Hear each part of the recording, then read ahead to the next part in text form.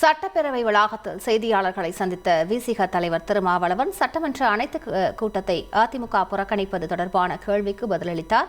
அதனை பார்க்கலாம்.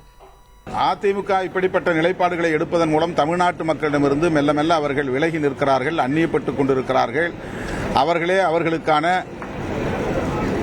சரிவை நோக்கி போய்க் கொண்டிருக்கிறார்கள் என்றுதான் கருத வேண்டியிருக்கிறது. பாஜகவினுடைய தயவு வேண்டும் என்பதற்காக தமிழ்நாட்டு மக்களின் ஆதரவை அவர்கள் மெல்ல மெல்ல இழக்கும் நிலைப்பாடுகளை எடுத்து வருகிறார்கள். நீதி திமுக நாடகமானது கடந்த 4 வருஷமா எதுவுமே பண்ணல. இந்த கூட்டம் ஒரு கண்துடைப்பான கூட்டம். நாட்டுக்கே தெரியும், மக்களுக்கே தெரியும், இந்த அரசு ஆட்சி பொறுப்பேற்றதிலிருந்து நீட் விலக்கு மசோதாவை எத்தனை முறை சட்டமன்றத்திலே நிறைவேற்றி ஆளுநரின் ஒப்புதலுக்காக அனுப்பி வைத்திருக்கிறது என்பதை தெரியும். ஒரு மாநில அரசு இதை தாண்டி என்ன செய்ய முடியும் என்பதை அவர்கள் விளக்க வேண்டும்.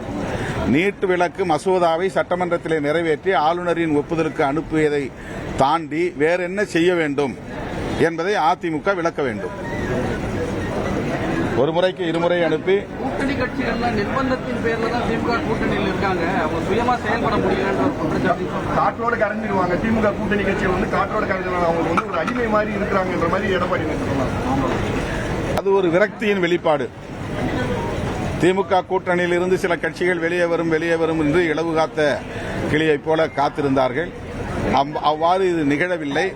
நிகழாததன் விளைவாக, விரக்தியின் விளைவாக இத்தகைய கருத்துக்களை அவர்கள் சொல்லி வருகிறார்கள். நீட் தேர்வுனாலதான் ஏழை எளிய மக்கள் மருத்துவமனைக்கு படிக்கிறாங்க அப்படின்ற மாதிரி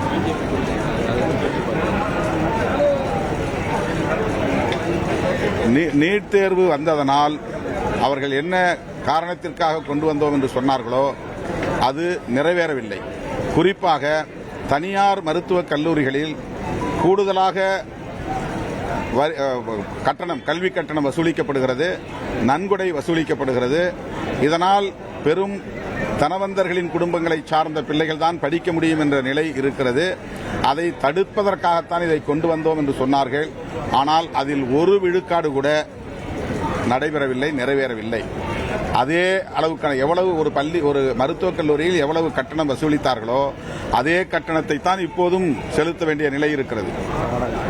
பல மடங்கு கூடுதலாக அவர்கள் நன்கொடையாக வசூலித்த தொகையெல்லாம் இப்போது வெள்ளை பணமாக, ஒயிட் மணியாக கட்டச் சொல்லுகிறார்கள், செலுத்தச் சொல்கிறார்கள். அவ்வளவுதான். இதில் எந்தவிதமான மாற்றமும் நிகழவில்லை என்பதுதான் யதார்த்தமான உண்மை. அலாவுதீன் நாட்டை காப்பாற்ற போராடும் சாமானிய இளைஞனின் சுவாரஸ்ய கதை தினமும் இரவு 8 மணிக்கு.